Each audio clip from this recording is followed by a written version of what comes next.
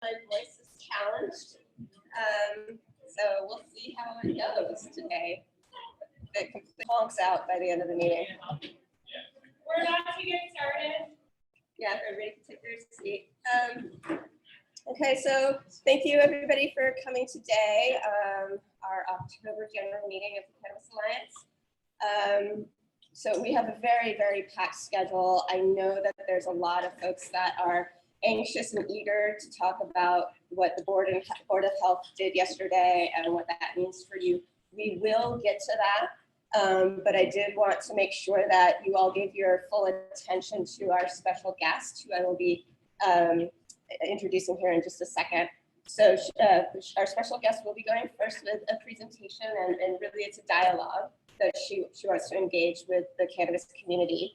Then we'll be kind of stepping through our typical order of things, going over regulations and rules, obviously talking about the vaping issue, talking a little bit about legislative stuff, member stuff, etc.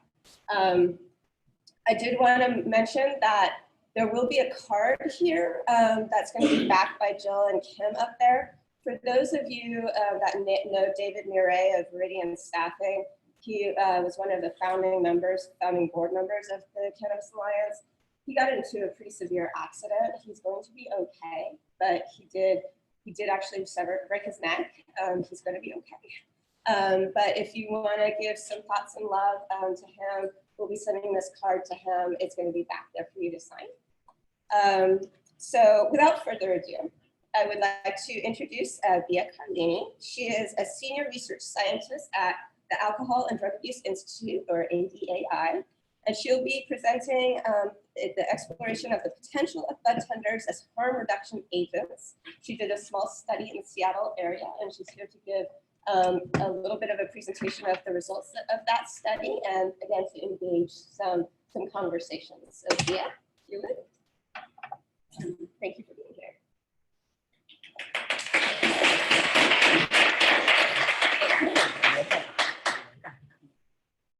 Okay, well, thanks so much for taking the time. I know you guys are certainly wanting to talk about something else than my study, but let's see if I can be mildly entertaining and you can survive. So, and you might need to project. What is that? Project. Okay, let's project. I'm 5'3", so it's hard to project much. Okay. So the idea here is really kind of selfish because we did this study. First, we couldn't do without the money that is generated by your work. So this was partially funded by the Dedicated Marijuana Fund that goes to the University of Washington. It couldn't be done without the bud tenders either. Okay, I want that one. Yeah. And I just want to notice before, exactly because of the vaping situation we are all facing here, that the data was collected before the first case of vaping related illness happened. So bear with me. Hopefully what I'm going to say here has some relevance for your main concern today. The goal of the study was really to understand how bud tenders even perceive their professional role, and trying to see if there was a role, we perceive a role, if there was a role for them as potentially be harm reduction educators, which we were not already doing. For today is again selfish. I want to know how our findings that are super preliminary resonate with you and your lived experience. Are we full of ass? Are we saying things that won't resonate at all? Are things making sense? Is that your lived experience? Please offer to us. We really appreciate, so we can get a better understanding and then move forward with hopefully some things that benefit all of us. So what we did was a study recruiting bud tenders online. They had to be at least 6 months serving directly customers. We run focus group. We're happy to discuss this in more detail as we need on methodology, but we probably are all familiar. It's a discussion that happens in group. Everything is recorded, then it's transcribed. And then we get, it's like 12 hours of conversation and put everything in a software called NVivo. And with NVivo, we are able to then get everything that we heard, separate in themes, and really look at what are the common threads that can help us to make sense of what, of the data we collected. We do that with separate people analyzing the data, so we kind of can control for our inherent bias. We are all human beings, we all have bias. So that's the way we first run the study. It's full of, the final result is full of quotes, which I'm not gonna bring the quotes. I'm gonna bring, you guys know your audience already, you know the Cannabis more than I do, and so we're gonna try to just tell you what we learned. With 5 focus groups, they age between 24 and 49, daily cannabis users, except for one, had previous retail experience in cannabis because many of them were working pre-legalization, and most of them had previous jobs that were not related to cannabis.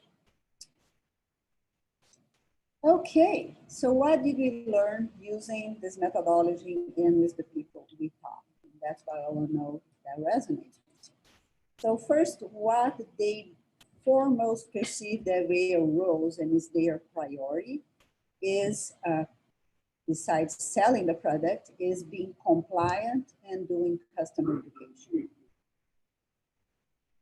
So for them, they clearly say that how important for them is to follow all the rules of this new industry, in terms of being aware of the consequences of not following, of wanting to walk this straight line to honor legalization. A lot of concern about underage purchases at a point of really standing for quadruply checking IDs, and also to going above and beyond, like observing conversations outside the store that may happen with somebody that is going to purchase to a minor, and then question the person that is there purchasing. So very active on not letting underage purchase happening under their board. Walk a tight line of refraining from medical advice because they had lived experience and had learned so much over the years, but they do realize that is not their role to give medical advice. So there are some like quotes like, I have to kind of backtrack what I said and clearly say I'm not a doctor and situate things in according to the regulations now in place. And also several stories about not tolerating customers that share their intentions to break the law. So customers that may go there and say, well, I want a weed so I can go and drive. And it's like, well, if you're sharing this with me, I may not sell to you. So, or I wanted to, so all these things you can see that they are very attentive to. They also perceive that their role is to help people to have a positive experience with a plant that helped them so much in their lived experience. So a lot of attempt to like, what is the experience you are seeking? How can I match you with the product that is gonna offer this experience? They also perceive a side benefit of their work on really decreasing stigma and increasing acceptance of utilization of a plant that was illegal for so many years. Also part of their customer education, and that might later we can think about how that applies to vaping, is a commitment on first avoiding negative experiences related to high potency. So go slow, microdosing, trying to move customers on focusing only on THC to focusing more in the entire plant if they are willing to learn. Many are not. But also concern and frustration with contamination in pesticides. They can talk for hours about that. And that was before the vaping. A lot of commitment on really getting people on consuming a safe product with clear education and not being guided by the price. Sometimes the price is lower for products that are, have less quality assurance. Very interesting to learn, and makes sense, that they would say is not my job to tell people when to use or not. It's not my job to judge and make assumptions. The I-502 stores are retail experience, are very different from bars that somebody gets intoxicated and show a car key, and the bartender in this case may have a role of avoiding accident by educating the consumer. That is not the experience on a 502 store, and they make this very clear. I'm not gonna, that is not what I do. I'm not gonna tell people what to do and how to do. There's a lot of emphasis on the importance of autonomous people. These are people that are adults and are engaging on the legal behavior. A little loud, right? Okay. There is something here about having to do update on Adobe. I'm gonna put remind me later. Okay, those are the right phrases. Okay, specific topics, and these are the topics that we were originally interested to know. So their view on cannabis during pregnancy, safe storage, and driving under the influence. We will explore other topics too that I'm not gonna bring now. So in these specific topics, we saw the same way of thinking reality in their role that I just described earlier. So in pregnancy, pregnant customers didn't seem to be common, but they were coming still. And when they were coming, there was a clear agreement that they should be served as any other customer, no judgment, no stigma, and they were adults and knew what they were doing. They didn't even want to assume they were using for themselves. So very clear boundaries there. There was no agreement among bartenders. I would say more the tendency that it would be okay to use than not okay, but we had people saying that I think that is absolutely crazy to use cannabis during pregnancy from bartenders and others not. But mostly the discussion was compared to what? Compared to having terrible sickness, nausea, or using pharma. And when you compare, there was a tendency to say, since research is not there, we think we feel comfortable with them or selling. Regardless, whatever opinion they have, they don't feel it's their place to talk to a pregnant. In terms of safe storage, most recognize the importance of storing cannabis away from pets and children. Nobody was excited about giving cannabis, at least unintentionally, to pets and mostly not to children. But also coherently with their view of their role, they felt that it's not our responsibility to tell how to store the products and like, hey, by the way, do you have kids at home? Look where you put it. It's like, no, I'm not gonna. No, that's not me. But they felt like if somebody asked, they could make recommendations if asked.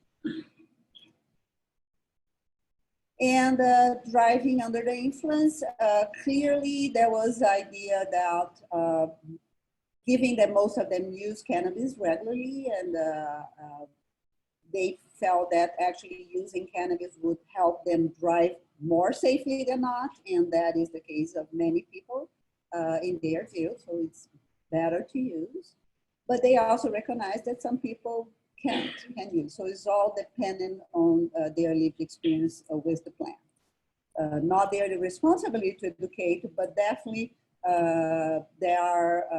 it's a case that it depends on who you are talking to. It's hard to generalize. There was a common understanding that it would be very different if all this conversation about pregnancy, about driving, or about safe storage was coming from regulatory boards that would say, please insert this education component in your package.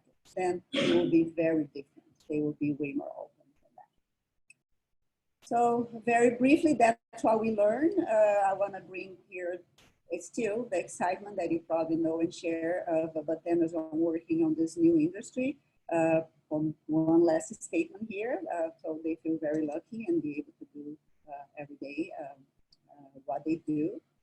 And again, I really help you guys give me some feedback, how you feel that, what I'm missing, and this is a descriptive work at this point. So that'll be it for now. Yes. So what was the goal of the study? Very good point. Yeah. Yeah, yeah. So the goal, okay, I would say like the ultimate goal. So the goal was to understand how they perceive these topics that are being discussed every day by public health people and how they see their role. The ultimate goal, why would I want to know that? You know, the ultimate goal was to see the potential of them, of this workforce, of having a role on educating the customers they serve in what could be risky situations for using cannabis. So that was the role. That was the ultimate goal. Are they willing? Do they want?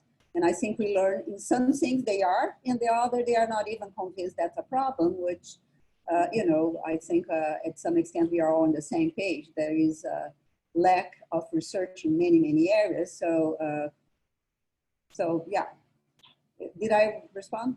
Did I make it more sense? Yeah, I think so. So you're saying with education around risk management. Yeah, on getting their customers to make a safe use of cannabis, yes. Increasing the chances that the customers that are legally purchasing their product would be able to safely use their product. That make sense? Yep. Thank you. Correct me if I'm wrong, but it seems as if a bit of what you discovered was somewhat of a passing of the buck. It's not really my responsibility to educate them unless I have something very bigger than me. You know, is that? Yes. I understand that. Yes. Yes, in parts where they didn't quite feel passionate about it. So for pregnant, safe storage, or driving, for them wasn't clear, you know, that they even want to do that. So, but because they are so committed with compliance, they feel okay about distributing something. Very different when it comes, for instance, to having paranoia or panic after using cannabis. That they feel very passionate because they want to promote a positive experience with the plant. They want people coming back and being able to feel the benefits that in their personal, personal journey they feel. So they are very passionate about that, of being able to show dosing, and very passionate about people not being exposed to contaminants and toxic and pesticides, about the quality, about how the label doesn't say anything. Very passionate. So yes and no, it depends on the topic. That makes sense? Is anybody surprised or just of course that's what I would find. Or the. So I want to encourage people to speak up because BIA is very well respected, especially when it comes to the legislature and some direction in terms of how we educate around prevention and health. So if you have questions about where the research is going or where you think it should go, I would say this is a great time to give her your feedback. Jen? In the GUI portion of the presentation, you mentioned one of the thematic results you could see was minimizing the first bullet. The bartender was telling that you're okay driving in the D. I think what was less impaired after using than they would be.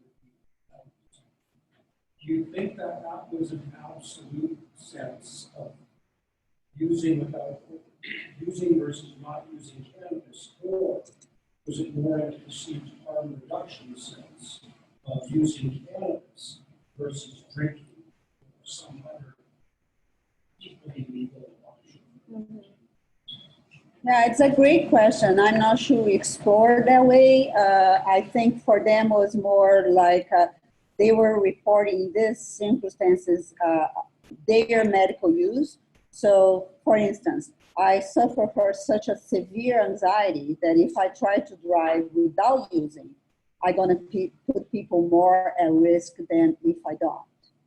So most of these bartenders were talking about their personal experience and people they know.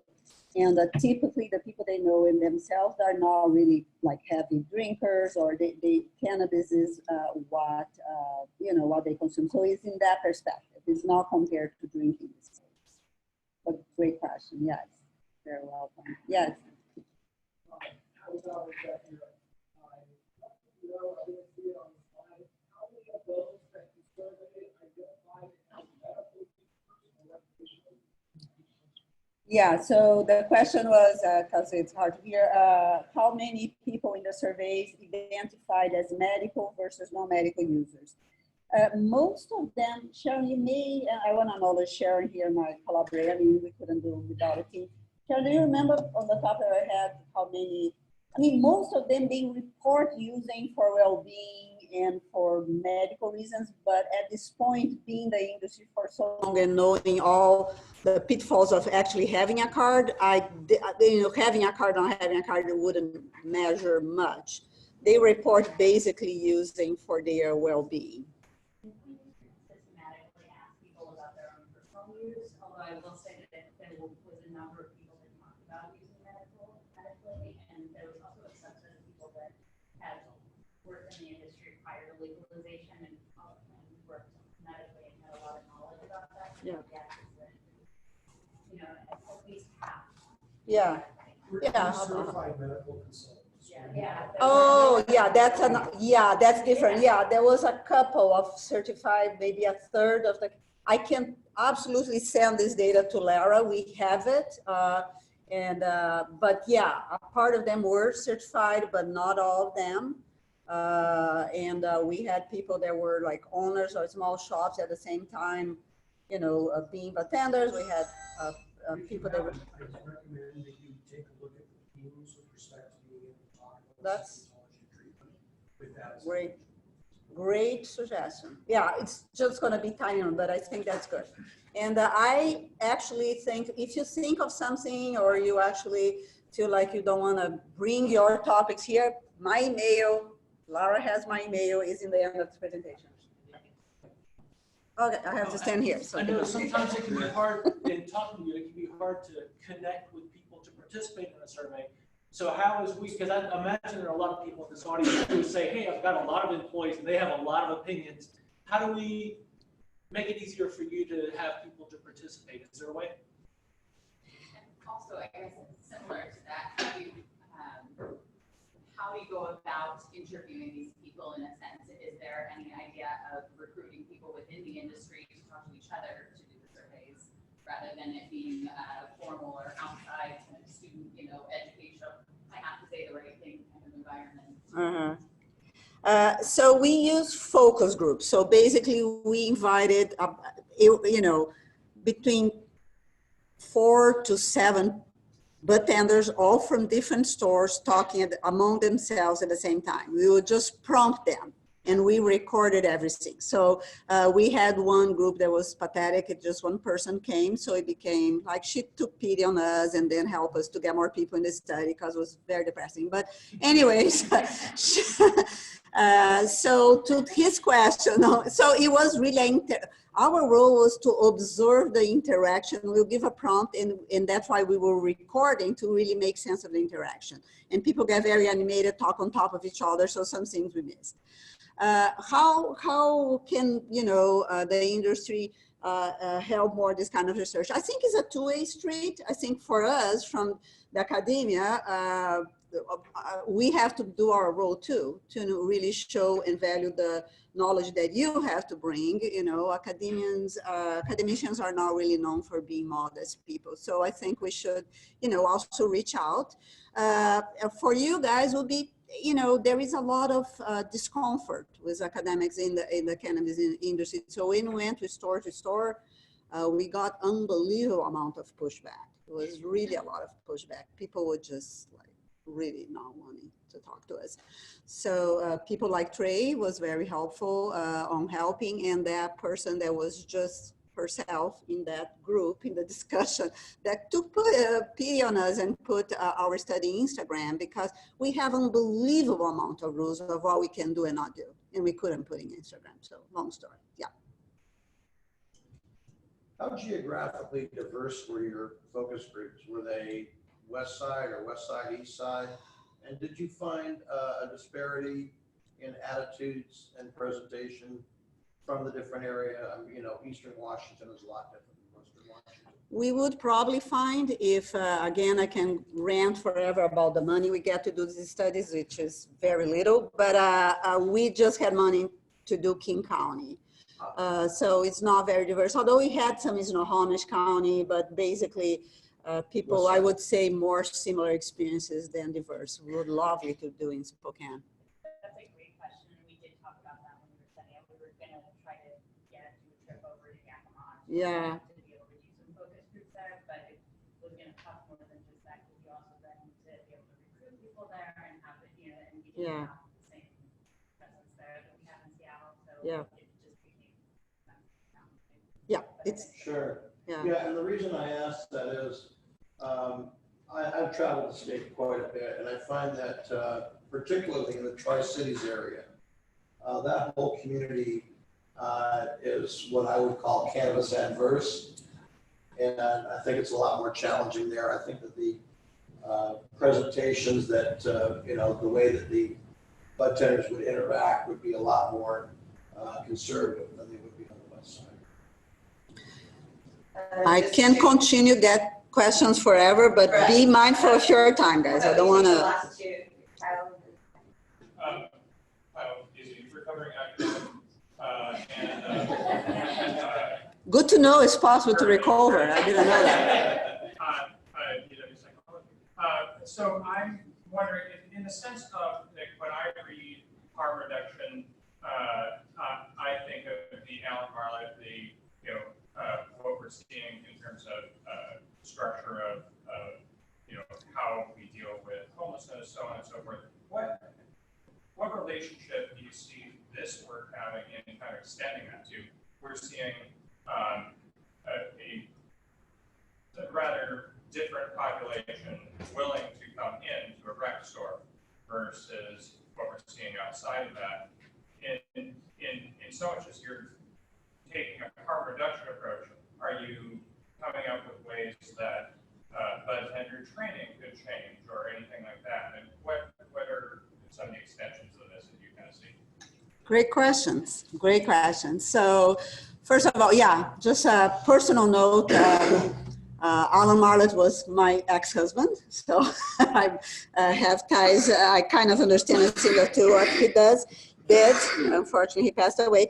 But anyways, so I'm using harm reduction here in a very different way. I mean, we are talking about consumers in a legal market that go about their lives and use cannabis. So of course, we are not talking about severely underserved populations at this moment, at least on this research. That being said, some people experience some harms using cannabis. They may use in a way that they then are going to start having vomiting episodes, so the cannabis hyperemesis syndrome. Some of them may have panic attacks. Some may get in accidents because they were using, although a lot of them apparently drive better when they are not, when they are using. So is that kind of harm that potential that we would like to explore if they can lower by delivering messages, by educating. So it's in that sense. What was your other question that you had? Just extending to bud tender training. Oh yeah. Using this as yep. That's exactly the idea. I mean, that's exactly the idea. The thing is, are we in the position to give this training or not, and what could we give? Because the first thing is, do bartenders even trust what scientists can bring? And that is a very important question. So if they can, what are the channels? How can we navigate the uncertainty of science and give them a more granular idea of what is happening? Sorry, last question over there. What plans do you have in the future for studies in the future, and which direction might you be going with those? Yeah. That's a great question. And the idea of this study that is very small was exactly to go in the direction your colleague just asked. That is, how can we better equip that population of bartenders on maybe understanding the research findings in a more thoughtful way, in a more critical way? Do we have an answer that cannabis is the wrong thing to take during pregnancy?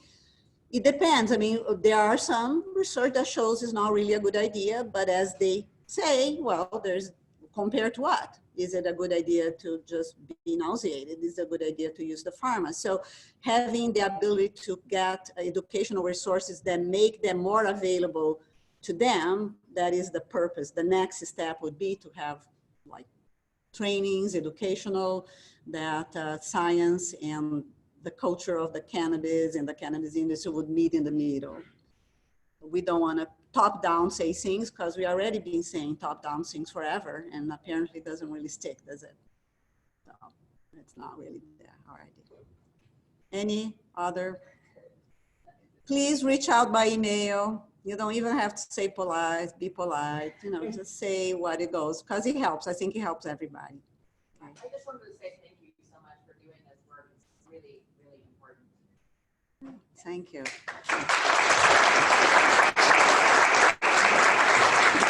So I'm gonna have to leave, not because of lack of interest or lack of respect. The work you do is just that I have to rush to yet another. I'm not in recovery yet. Thank you so much. Thank you. And I would say on behalf of the membership, we're always, it's an open door policy when it comes to helping you with your research and let us know how we can help. Thank you. Come back and see us again. Yeah, Ray has been saying that. For those that attended our summit last year, Bia was on one of our panels last year as well, and she's great. Love to have those relationships with the researchers and University of Washington in particular. So if we're back ready here, so I'm gonna launch into, I think, what most people want to at least get as much clarity as possible around, which is the adoption of the emergency rule from the Board of Health yesterday, and kind of what does that mean for us. High level,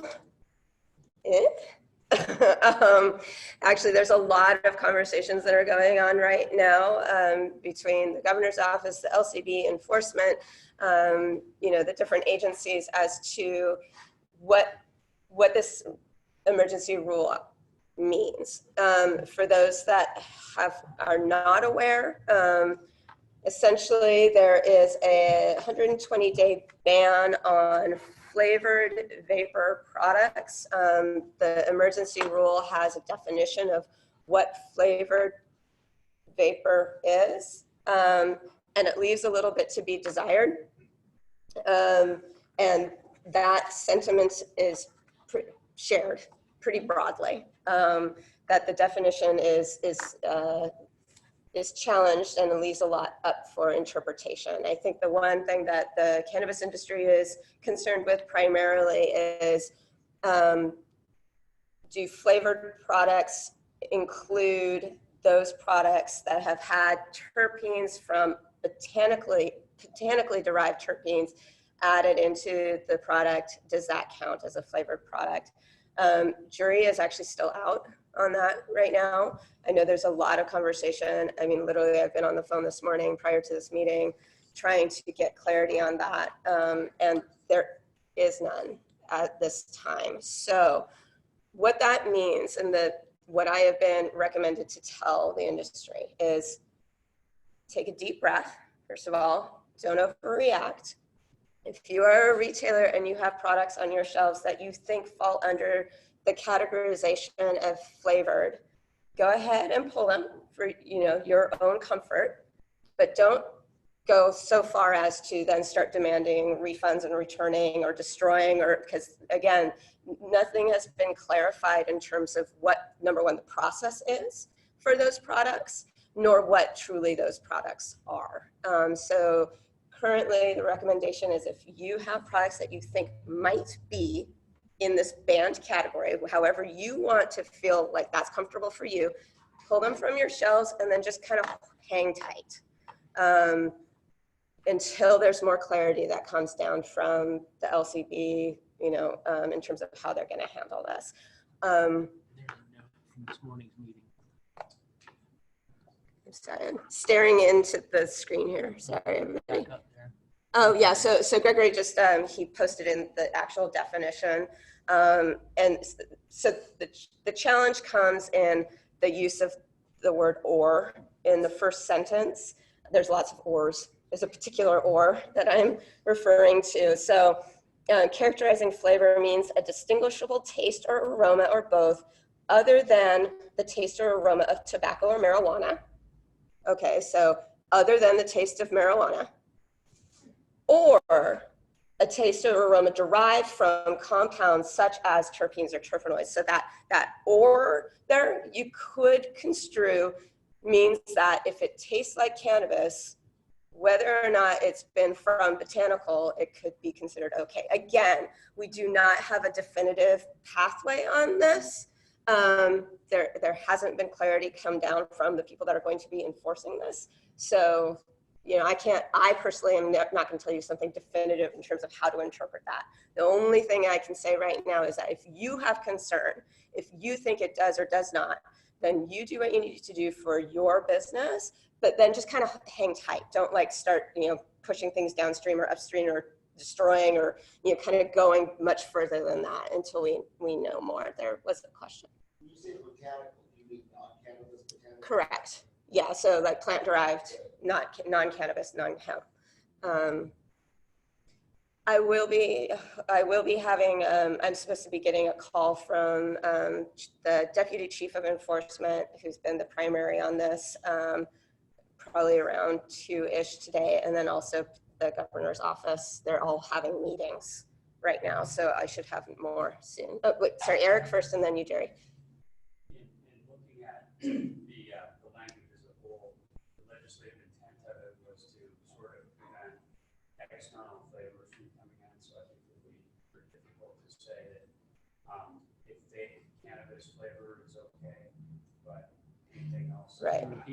So Eric's comment is that the intent was external flavors coming in, like that was not going to be okay. So regardless of source, of it, if it's not derived directly from cannabis, that might be a stretch. Am I reiterating that correctly?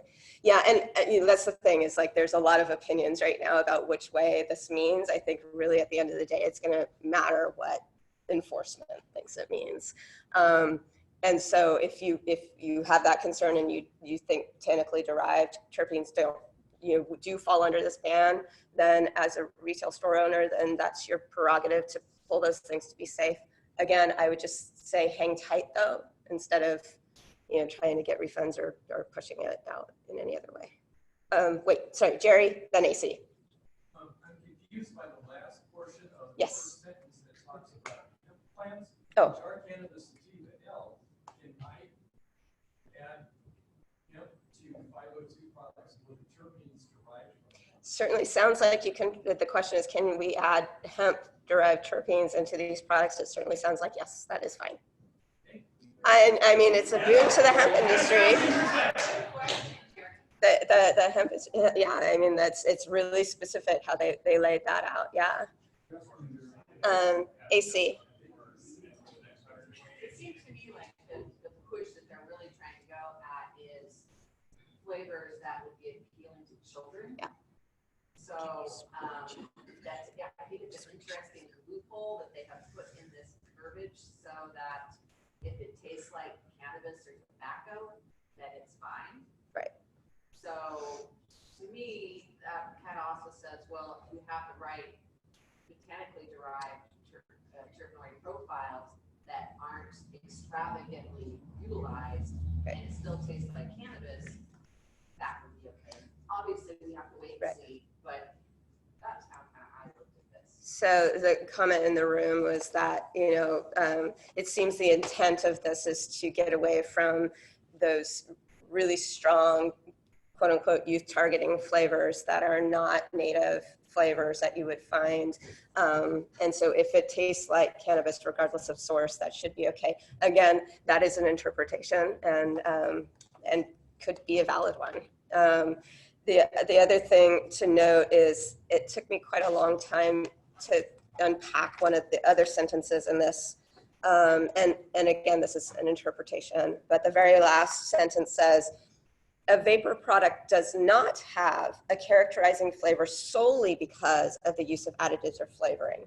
So it does not have a characteristic flavor only because you've added something.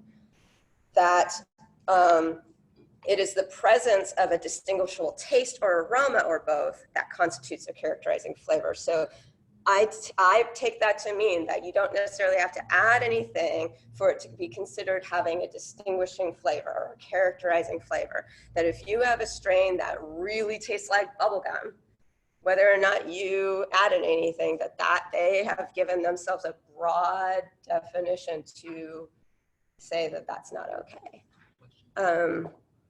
How does this, oh boy, what was that? How does this impact? Producers of flavored, are these companies in danger of losing their business? So I'm thinking you're talking about things like true terpenes or other businesses like that. I'm assuming you're asking about. I mean, I can't say how this is going to impact their business. I don't know. I think, again, it all comes down to interpretation. I think if you're using synthetic or artificial flavors and you're adding them, that's probably not going to be okay. And you probably have to figure out what you're going to do.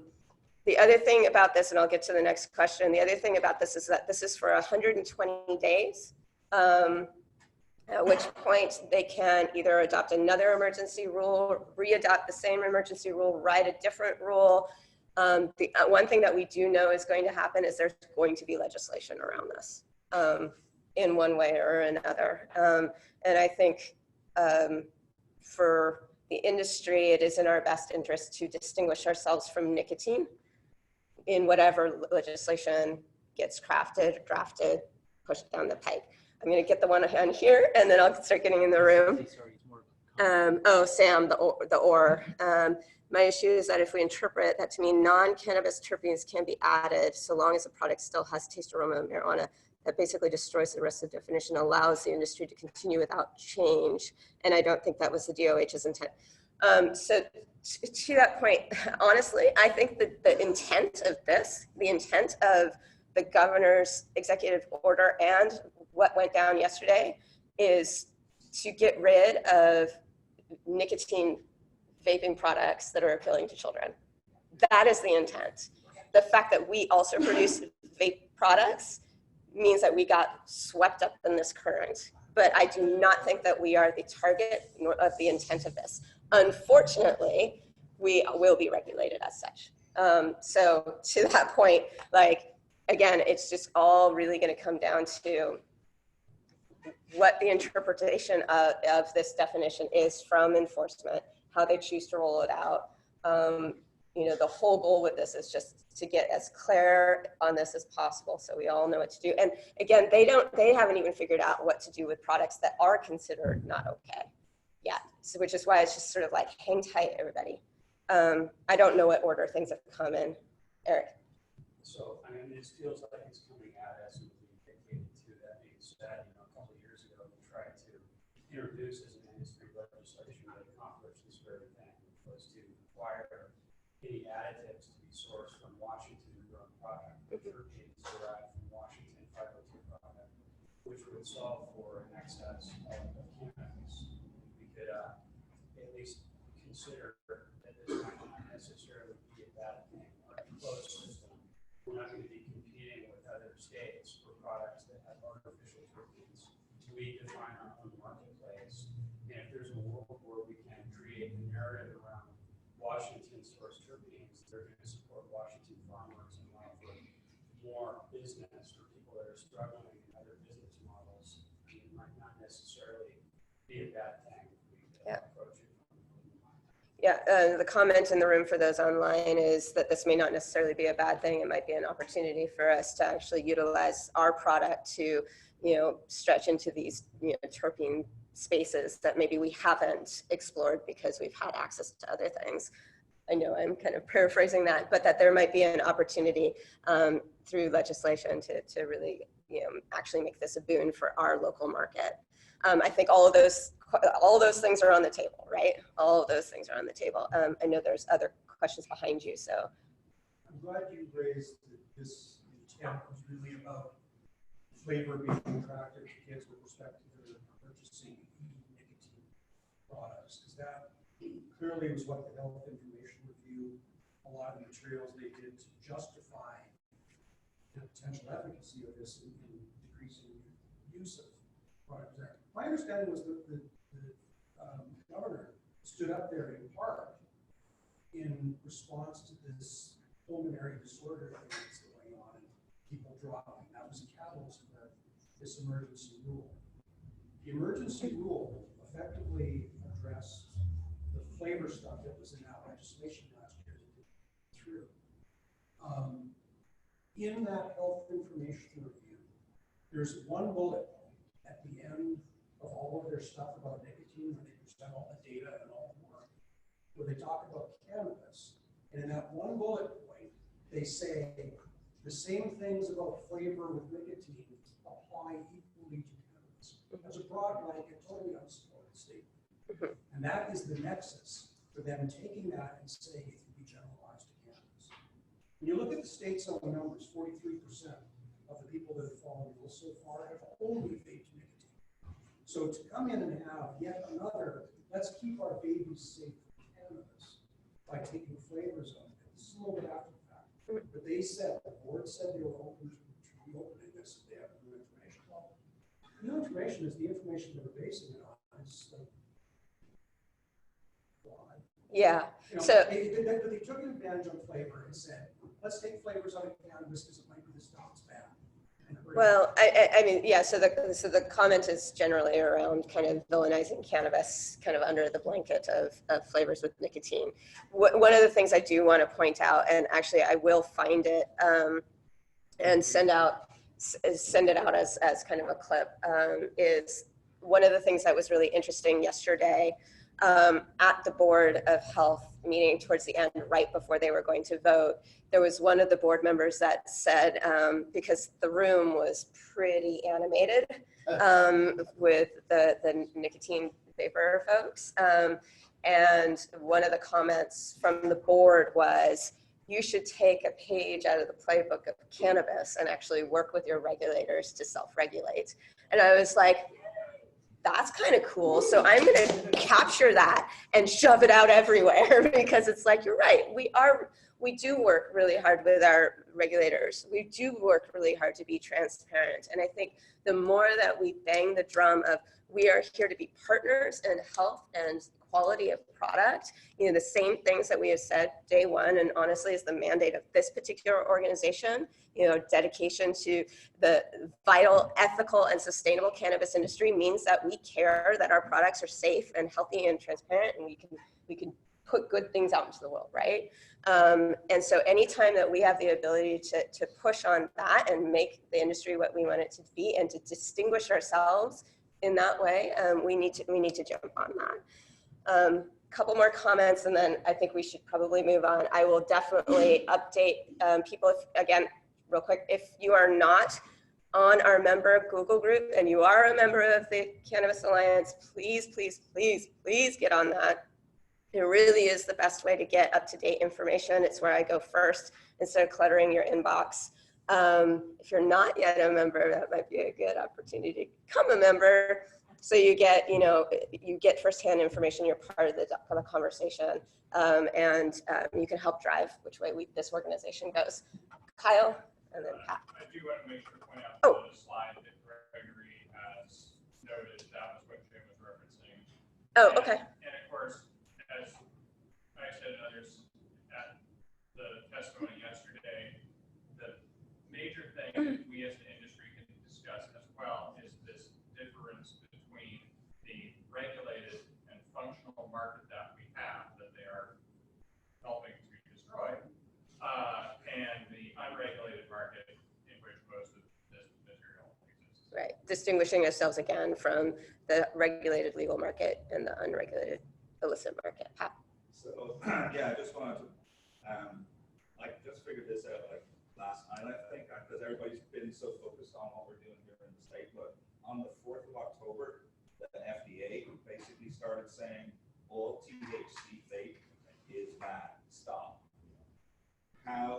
Is that impacting the conversation here in Washington at all?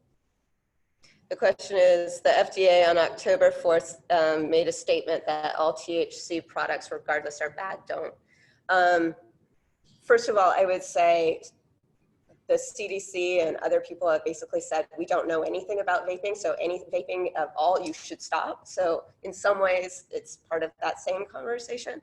The question though, is it having an impact on the conversation here in Washington, that particular statement? I have personally not found that yet to be true. The conversations that I've had with the folks at LCB and governor's office have all been like, ironically, like they're like, yeah, you guys are unfortunately getting swept up in this. We know that you're regulated. We have more oversight over you than any other thing in this space. Like, we feel pretty good. However, so unless there's anything absolutely pressing or new on this topic. Well, just observationally, we have the bill that failed to advance in the 2019 session. We have the illnesses and deaths that have come to attention that, as are clearly known, we really don't know what the cause is. We have the governor taking this action, and the action is so nebulous that it really seems like an end run around the process. The 120-day suspension, if you timeline that out, that actually runs up towards the end of the legislative session for 2020. So it seems like this is just a plan to force the issue, and without any consideration of licensees or businesses or employees or the landlords that are going to end up with vacant storefronts because of this action. Yeah. Over the coming months. Yeah, in terms of essentially the comment is it's short-sighted when it comes to actually addressing the true problem. So number one, the governor was going to do a full out ban on all vapor products at one point. So he felt like, and again, I can't speak for him, but I would imagine there's political pressure to do something. Especially when you see governors in other states doing things. And so the pressure was, I'm gonna ban too. And there was a lot of conversation to walk off that ledge. I also think that there has been for some time a frustration with, health department, board of health, other regulatory bodies around the vaping epidemic of youth. And this is an opportunity to address something that they have been wanting to address. Now, does it get to the actual problem of the lung illness? They've changed the terms. I forget what it's called now. No, but that's what's happening. Posted some support for Don's point. Yeah, the bill. Right. So I think there has definitely been an effort for some time to do something about nicotine vapor products, and this is an opportunity to do something. Without any evidence that's any cause of the illness or death. Right, and also and honestly, they don't. I mean, my impression is they don't really care if they put you out of business. So, go ahead. Are they limiting the definition of vapor products just to cartridges? So, okay, that's a good question. Are they limiting the definition of vapor products to just cartridges? And if you read it, I would say no. That it's pretty much anything that can be vaped, that turns into vapor, is affected by this. If you read that definition, and I'm sure Gregory's probably going to copy and paste it right in there for everybody here soon. So yeah, unfortunately. Sorry, last question. I was going to ask where we have a plan of action for during this 120 days to be coming up with our own legislation movements or educating. Yeah, I mean, I think that, yeah, absolutely. The question is, are we going to do anything to be proactive around this? And I would say yes. I think it's one of those things where that's just where the community of membership really helps with this. It's like, how do you want this organization to actually move this issue forward? What do you want to see as an end result so that we can be coordinating that effort for the membership and for the industry? Eric has, made a suggestion, and, We are a democratically run organization, obviously keeping in mind our mission. We're not going to do anything that harms people because our mission is very clear. But how do we get to that end? We really care what our members think about the best path forward. So if you have comments and thoughts on what you would like to see to help define something in legislation or distinguish ourselves that way, please send it forward. We can't read your minds. So, please communicate with us. It's the best thing to do. Yes, and thank you, Gregory, for putting up the definition for vapor products. Okay, so we have more than just this to discuss.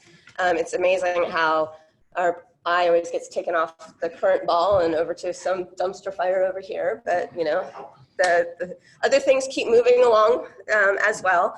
I am going to turn it over to Gregory to give you an update on the last fire, which was traceability, which is smoldering but not gone. And we definitely want to make sure that we do not lose sight of the fact that traceability does not work and we need a new solution. And so I'm going to let Gregory kind of give you an update of where things stand, and then I'll be back to talk about other rules.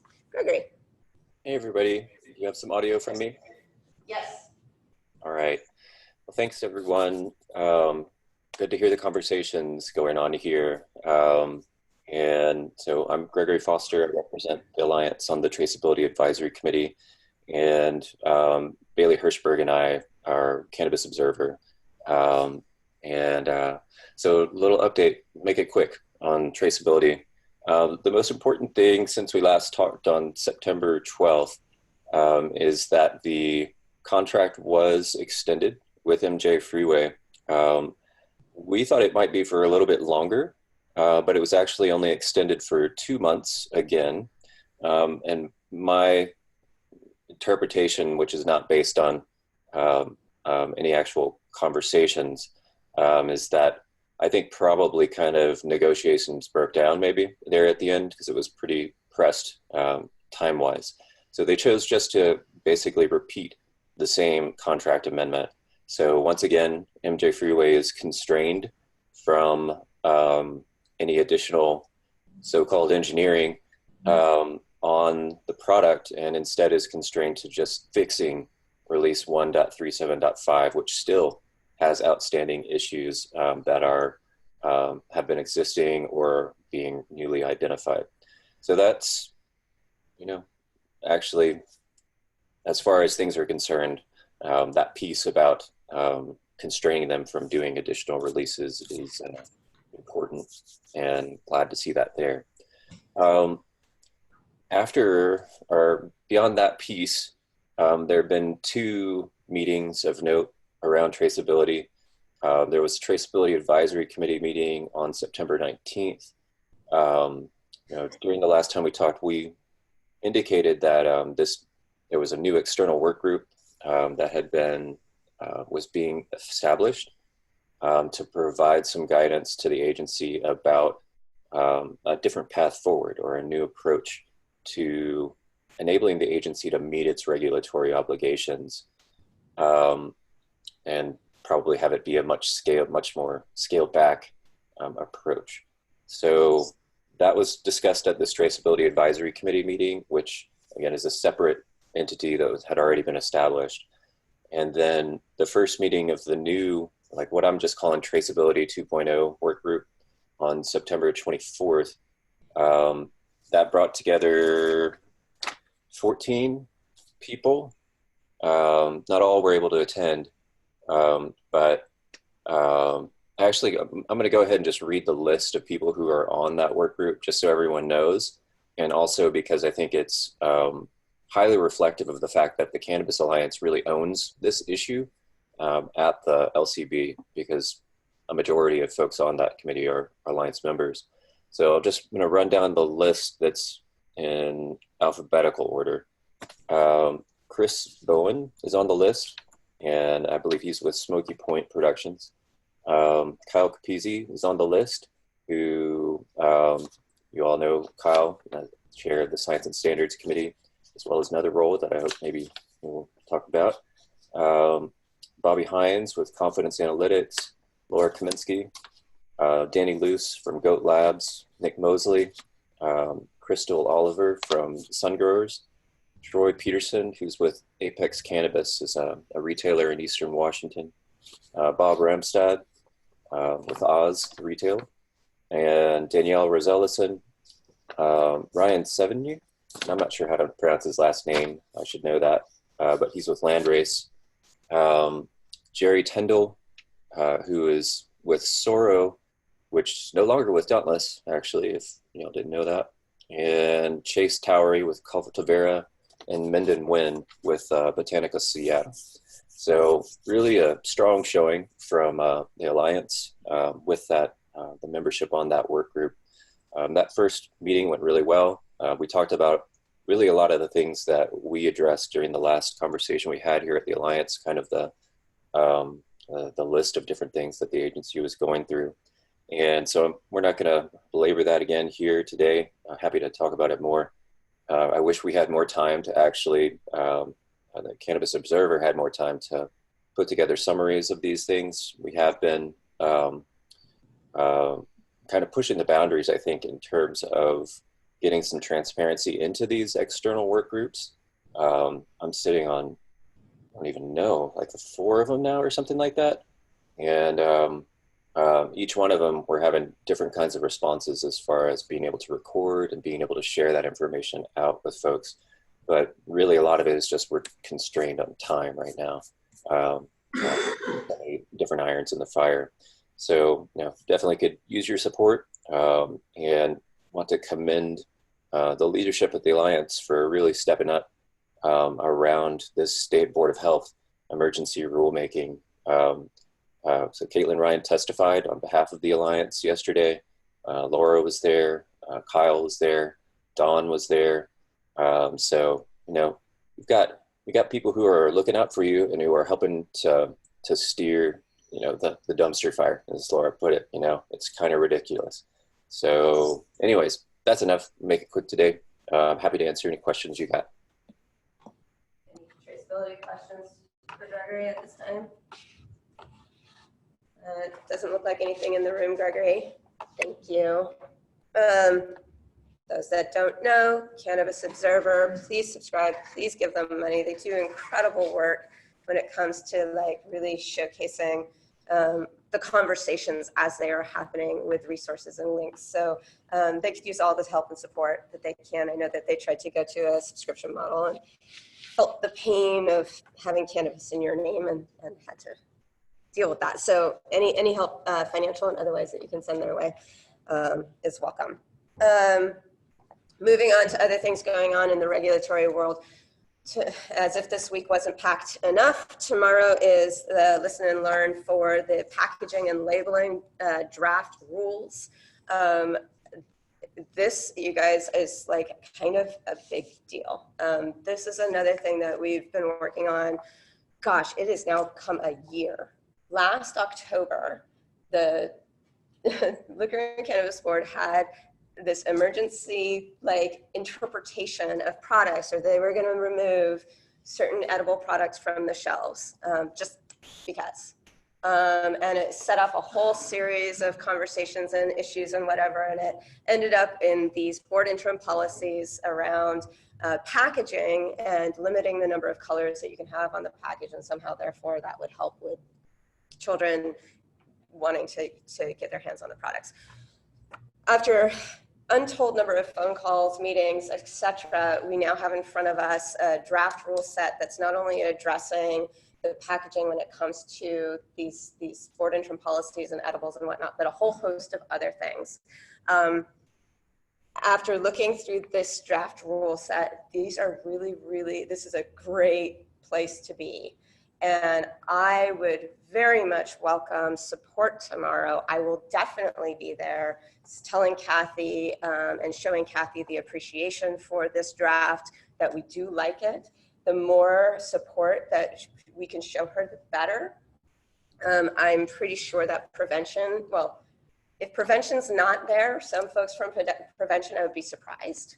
So I am preparing for prevention to be there, saying that they don't like some of these things because it will make products more attractive to kids and X, Y, and Z. A couple of the things that have been incorporated into this draft rule are our 2 requests the Cannabis Alliance made specifically around things that can be changed to reduce the amount of packaging waste coming from this industry. These are substantial, like minor changes, really small changes, but substantial impact. We've been working with Headset. Jason Lammers, the chair of our waste committee, has been working tirelessly on this issue. And we've got some pretty crazy numbers of if these rules are adopted, which they will be, right?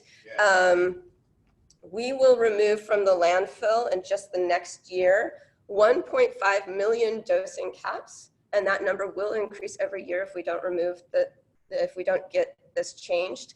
And this one is just stunning. By reducing the bag thickness from 4 mil to 2 mil, we will reduce our plastic waste by 78,516 pounds, or just over 39 tons in 1 year. So it's not done yet, though. So I want to make it really clear that this is not a done deal. We want it to be a done deal, and we need to make sure that we show support, because the way that she's written these draft rules are in our favor, and we need them to stay that way. I think prevention is going to say, oh, well, the 2 mil, it's going to be, you can get into it faster. Well, if you don't have a tear notch on it, you can't, you still have to use scissors. So, and what we're doing is we're really, really trying to help this industry not be so complicit in some of the environmental challenges that we're having. So if you can show up tomorrow, please do. I will be there. I will very much be prepared to give comments on all these different sections, but, show support is always good. Moving on from that, so the penalties are, in draft as well. Kathy Hoffman, the rules coordinator, does a bunch of these listen and learns. Part 1, listen and learn for a certain section of the rules has already occurred. That was on September 26th. It was like crickets in the room. No one had anything to say, which is like a good thing. It means that where they are right now is pretty good. We've worked I can't even say the word. We've worked so hard. Thank you. On completely revamping the penalty rules to get to a place where it feels more fair to the industry, better able to be enforced, more clarity, X, Y, and Z. But there is another listen and learn scheduled for October 31st, Halloween. I am not pleased with the timing. It's from 1 to 5. So trying to get home for trick-or-treating is gonna be tough. But there are 7 sections that are gonna be talked about in that particular listen and learn, and those are primarily looking at the structure and outlines for violation severity. They have now like 5 different categories, from category 1, which would make you eligible for license cancellation like that, all the way down to kind of minor regulatory violations or violations that are actually listed in statute. So I recommend going through and looking and seeing, like, do these things make sense in terms of how they've been parsed out, how violations will work, and then planning to make comments. These are not, it's not a hearing, these listen and learn sessions. They are more supposed to be to deliver your comments just in a more casual setting.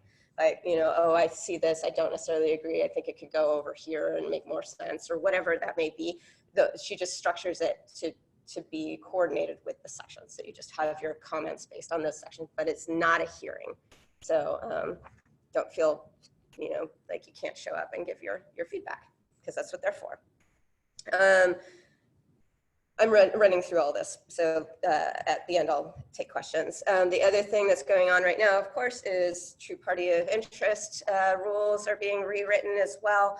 We are attacking this. The Cannabis Alliance, along with several other organizations, are sitting down at the table, doing very much what we did with the penalties, where we're kind of unpacking the whole thing to re-put it back together, like really tearing it apart and saying, does this actually work? Does this actually make sense? Does everybody understand that? We're doing that again right now on true party of interest as well. And then once it gets to a good point, the listen and learns and all of that stuff will happen. So any questions on those things, packaging and labeling, penalties, party of interest, anything? Okay. The other thing that's going on in the regulatory world is the Department of Ecology Task Force. I do have an update. I personally am not on this task force. We've got several representatives. It's comprised of 3 general committees. There's 2 kind of working committees that are looking at like the analytical committee, and then there's the proficiency testing committee, and then over top of that is the steering committee. So the 2 committees, the analytical committee and the proficiency testing committees, have met. It is really important for everybody to understand that they are staying really centered on the scope of these committees and not getting caught up in potentially other issues that might surround the primary scope. And so for the analytical committee, the primary scope is pesticides in plants. So any topics outside of that are being put in the parking lot for future discussion. In 2020, the scope of that task force will become additional laboratory quality standards, including but not limited to heavy metals and potency of products. So right now it's specifically looking at pesticides. As a further reminder, the task force is scoped to activities that take place within the physical walls of the lab. So this is really important because it's not talking, they're not talking about or addressing sampling protocols for the samples that go to the labs. They're just talking about what happens once it's in the lab. Because some of that other stuff, the sampling is still within the scope and purview of the Liquor and Cannabis Board. The analytical committee has 3 broad topics that are being debated. Like, this is what I'm understanding right now. There is some healthy debate going on. So who is the client? It's an important definition that doesn't appear to be defined anywhere. The way that it's leaning is the client is the LCB for any compliance tests. It is therefore the LCB that sets the requirements for the laboratories, and the task force is creating the framework for how laboratories are assessed against those requirements. For non-mandatory samples, the client is the paying customer. And in those cases, the lab requirements are to be negotiated between the lab and the customer privately. The next one that's being debated is, what is the commodity? Debate has ensued over how many commodities the cannabis plant material entails. On one side, the WSDA has assumed that there are 3 commodities: high THC, high CBD, and high CBD. On the other side, the labs and on the task force have pushed back, saying that in their eyes, as analytical chemists, it is not important what the end use might be, and we don't usually know that anyway. But the cannabis flower is one commodity with much diversity. THC and CBD are not the only 2 characteristics of importance. So that is a healthy debate going on there. And then the last one that they're debating is how much quality control of what type and for what purpose is sufficient. It's pretty technical, but suffice it to say that there are different schools of thought and legitimately different opinions about this. The WSDA is accustomed to crop commodities that are pretty dang uniform, and that they get very few samples on.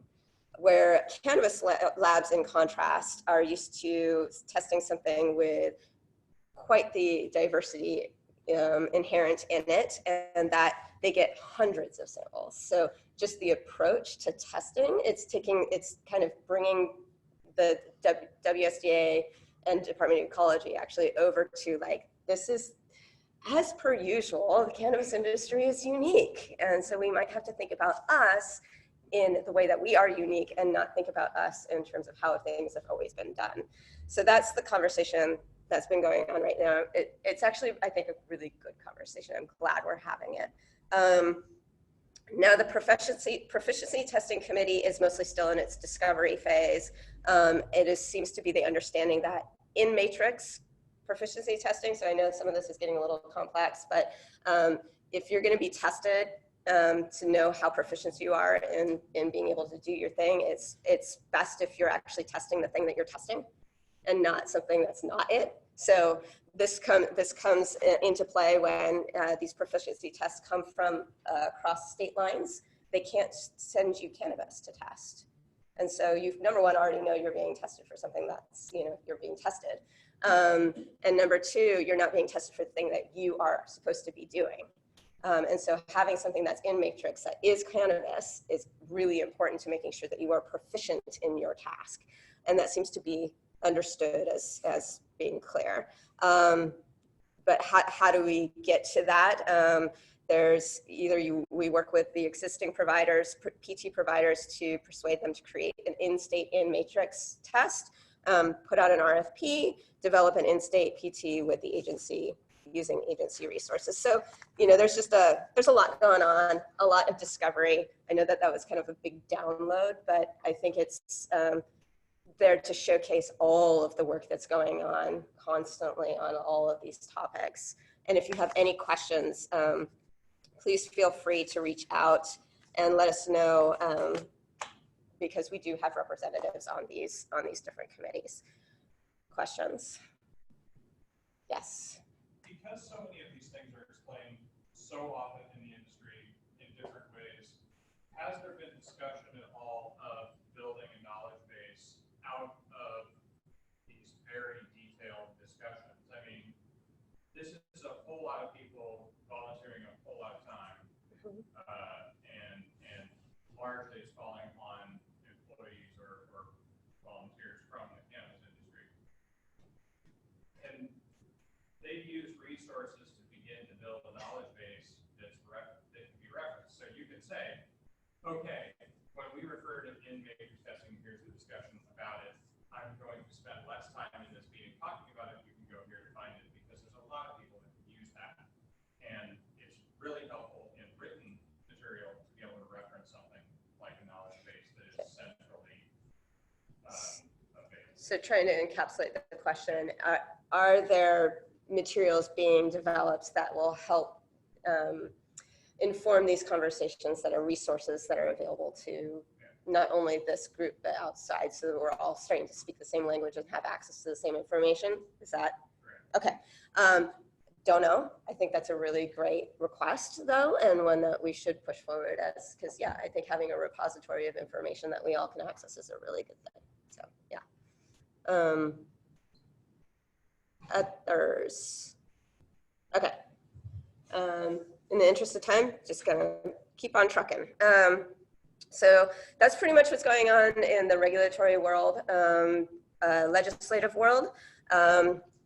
It's coming up starting in January. A reminder, it's going to be a short session, so getting things through is more of a challenge than usual. There's a ton of fundraisers going on right now for different legislators. Obviously, the Cannabis Alliance would like to show up at these and be able to donate to those that are champions of ours or potential champions of ours. So on each table, I've put at the very end there our PAC envelope. So we, as the Cannabis Alliance, we have an external political action committee called WAMPAC that helps us collect donations from you and then donate to candidates. I know sometimes you don't like the idea that this is how it works, but this is how it works. So if you could please, anything helps to put money into our PAC so that when we go to these fundraisers and talk to legislators about the issues that you want us to push forward, they kind of listen to us a little bit more if we put a check in that envelope for them. So if you could help us out in that, please grab one of those. Anything that you can donate to our PAC is really helpful. Please do it. To that end, somebody asked that I give just a brief review of last month. I was not here leading the general meeting because I was down in Olympia. The Cannabis Alliance, along with Washington Cannabis Association and a bunch of other folks, were invited down to give a presentation to the Commerce and Gaming Committee pre-session. And I think we did a pretty dang good job. We had a couple of our members. It was myself.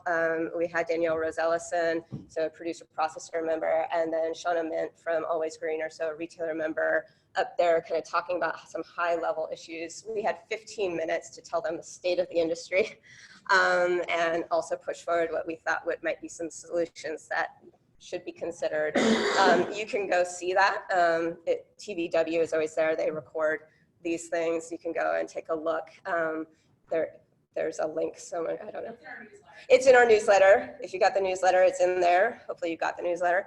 And you can go look and see what you think. But you know, we talked about kind of our top issues. They weren't in order of priority necessarily, but ones that we thought were really important things that the legislators know.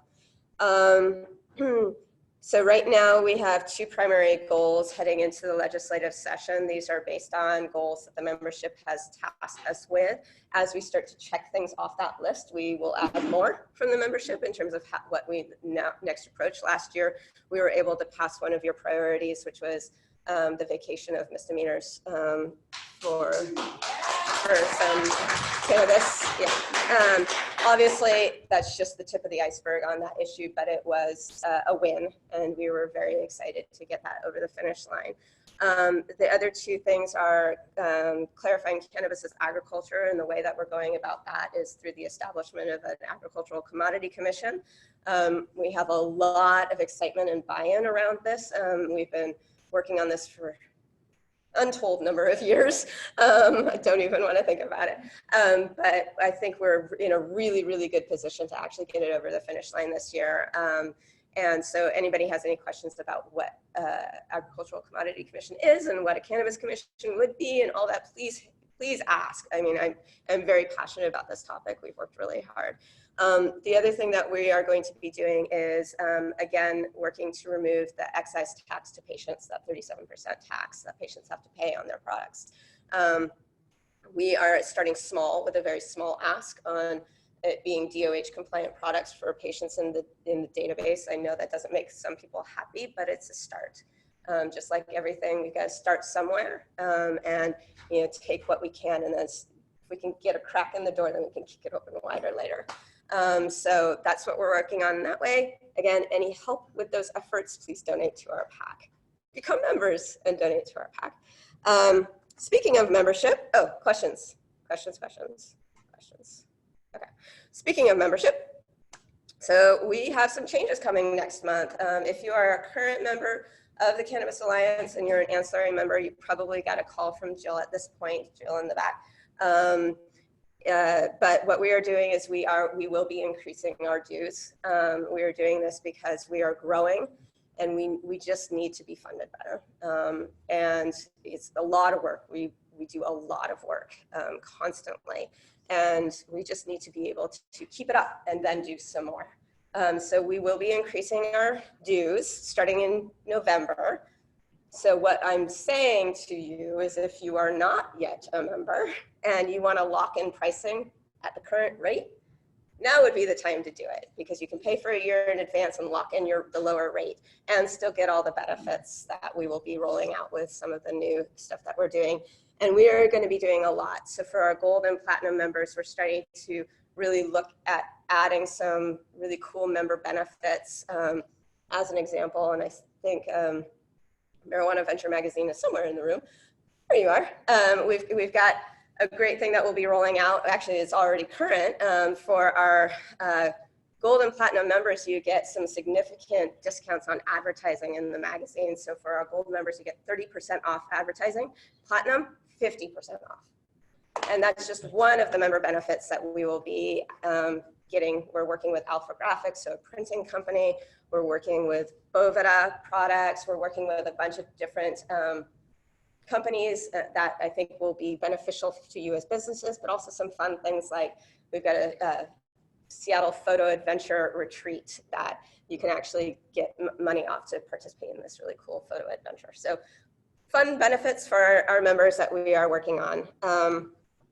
We are also in full revamp of the website, which it's a big project, but it's much, much needed. It'll be much prettier and much easier to use. And we'll have a section for our members that is just for you to log in and see things like your discounts and other things like our shop and whatnot. So be looking out for that. And yeah, I would say if you're not a member, become one so that you can capture all these benefits at the lower rate now. Any questions? Anything that Jill, anybody wants to say on that topic? Just if you guys want to, if you're an employee member, you work with me, I can definitely take care of you today. Otherwise, you know, get contact and we'll get it all rock and rolling. Okay, so events.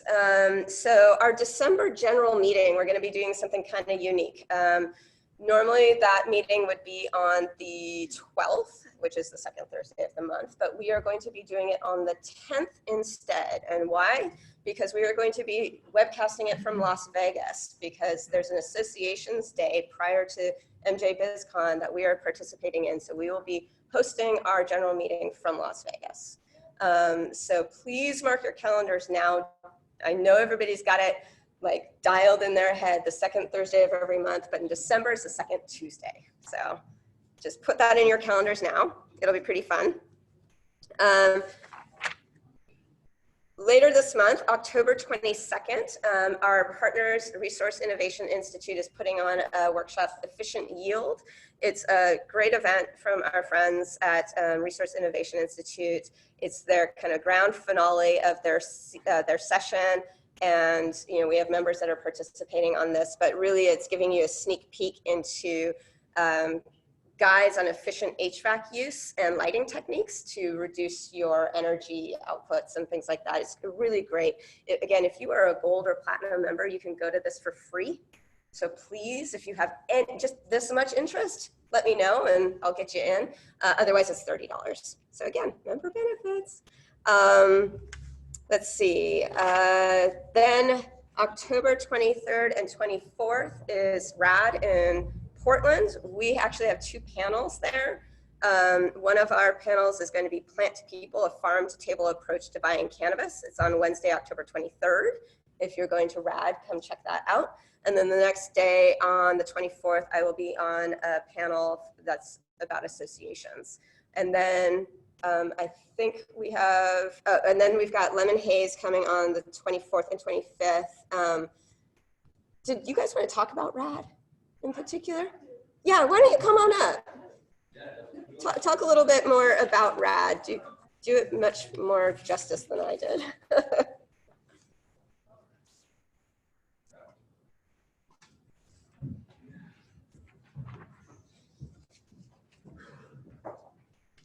You can see yourself framed for those that are. Yeah, all right. Yeah. Yeah, come on in. Oh, all right. Come on in. Make sure they can see you. Introduce yourselves and let everybody know. Hi, my name is Lily. And I'm Mike. Thanks for having us, by the way. We're just here for the RAD Expo, making sure you guys know that members also can get a discount on some of the handful of booths that are still left, and attendance is free for everyone, so make sure to get down to Portland. It's really going to be about store operations, focused on retail and stuff like that, so really excited about the show this year. And we have about 2,000 people attending. As Laura said, she is going to be, well, she's not going to be, but the Farm to Table panel, she curated that and got some great speakers for us on the 23rd. And then we have the association panel, which is going to be Washington, Oregon, and Alaska. And she's part of that panel as well. So we have some great events and activities going on that day. We have Weed Map, who's here, is going to also be doing an after party, which we're excited about that as well. So we're kind of like just all working together to make this a great, fantastic event. And we need attendees. More people come out. We'd love your support. Yeah, we want your support. And we have flyers, which I will pass around to you. I have no problem sharing more information about it. So look forward to seeing you all there. And we still have some booths. Yeah, we have like 10 booths left. So Yeah. if you guys are interested, we do have half off booths for platinum members, 30% off gold, and 10% off standard members. So If you don't know anything else, remember, RAD is the buzz. thank you.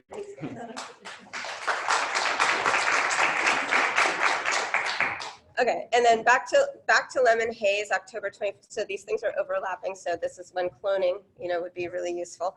But October 24th and 25th is Lemon Haze in Tacoma. Jill, do you want to come up here and just tell folks what you're up to with that? Hey, you might want to back up here short. Yes. So we are going to be doing a panel as well as a booth. We're working on the details and getting the panel all set up and ready to go. But mostly I need volunteers for our booth. So the hours on it are 9:30 to 5 on both Thursday and Friday. Having some good help throughout the day would be really helpful, just so that, we can talk about the Cannabis Alliance and get our message out there and get your message out there as well. So it's a really good kind of double-edged opportunity for people to be able to come in and support the organization and be kind of a little face for the organization, as well as, promote your business and what you do as well. I'm getting some pretty good help on Thursdays in the mornings, but I will want help throughout the day, and specifically on Friday. It's going to be a day. So if you guys are going to be at the event and you have a couple hours, please let me know. I'll be there on the way out the door. Let me know. I'll grab your email address, and then I'm going to send out a sign up next week so that we have booths and phone numbers and everyone can kind of get taken care of. So if you guys have any questions or you want to be a part of that, please reach out to me and let me know. Is that the Tacoma Dome again? Yeah, it's going to be at the Tacoma Dome. It's on Thursday and Friday, the 24th and 5th, and we'd love to see you guys there. So. All right, and so I have a few other events, and then we are going to take a short break, and then we have our HR committee that is going to be doing their second series of presentations. This is kind of HR 101, some things you need to know. I really encourage you to stay. There's some really valuable information. I know sometimes people don't think it's important, but it is actually extremely important to know some of these things for your business. So stay. But just real quick, a couple other events that are coming up. October 12th and 13th, there's a hemp and hops event in Yakima, hempandhopsevent.com. A couple of our members are going to be participating in that, talking about hemp specifically. I think, Jerry, are you? I'm doing the Hemp and Health Expo in Pasco. Okay. I'm speaking 4:30 on Saturday. Saturday, November 10th is there. I don't have that one for some reason. It's like the 4th year. It's a great small run organization, and Pasco, last time it was out there, had a moratorium. Right. So it's a political state. A lot of the hemp business has gone out. And I'm speaking. I'm trying out a new presentation on industrial hemp post-farm bill. Industrial hemp post-farm bill presentation from Jerry Whiting. When? 4:30 a week from Saturday. 4:30 a week from Saturday, Hemp and Health Expo in Pasco. And Pasco is kind of an interesting place. Very, very agricultural out there. So then the other thing that's happening is there's a focus on farming at the Evergreen State Fairgrounds, November 7th, focusonfarming.org. I think hemp is going to be a part of that conversation as well. So I got a lot of these events, just so everybody know, from WSDA. There's also, this is different, but this is from LNI. There's an agricultural business training day in Linwood on Friday, November 22nd. It is free to all. It's geared towards farmers, managers, supervisors in the ag industry, but it's not limited to them. So if you have interest in that, please let me know. There is like sign up and stuff that I can get you for that. And then there's Hemp and CBD Connex in Portland, Oregon, January 29th and 30th. So lots of stuff going on, no shortage of stuff. Jim? You may, but you have to come up here because I'm not going to repeat it.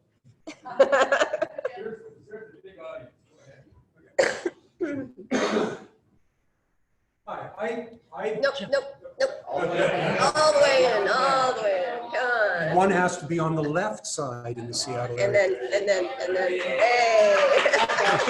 Hello there.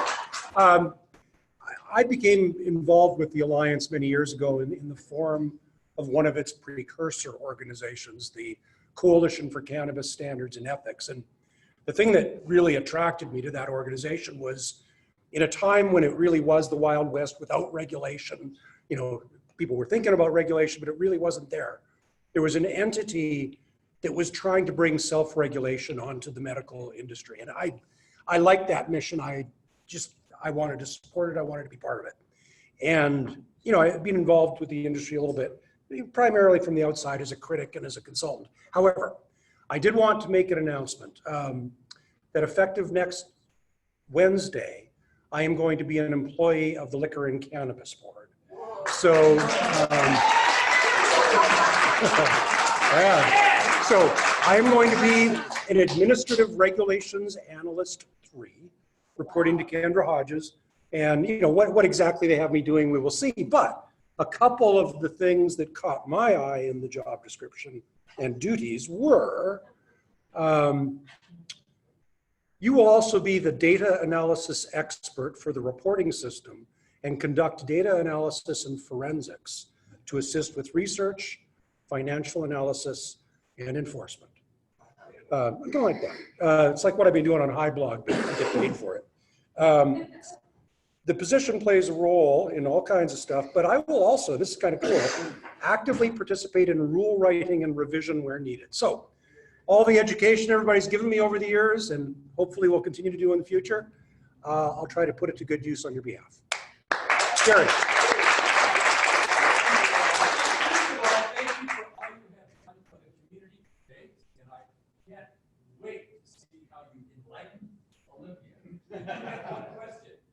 Who approached who? I approached them. Yes!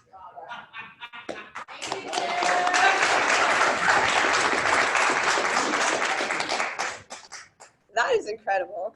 Congratulations. I mean, yeah, that'll be fun. Okay, unless there's anything else, let's take a short 20, Brian, where are you? I saw you. 20 minutes and then get going. Okay, just so people have 20 minutes to kind of talk with each other, but then please come and sit back down and really be present for what Brian has to say. And those that are online, we'll just kind of keep it running and start back up at around 2 o'clock. Thank you, everybody. Have a happy rest of your Thursday. Online, we're going to get going with this presentation here. I'm going to let Brian introduce himself real quick, and we're also going to share our screen so you can see his presentation. We'll let you. Wait, Yeah, we're good. We're recording. But are we sharing the screen? Oh, not yet. I didn't know if you wanted some FaceTime first. Yeah.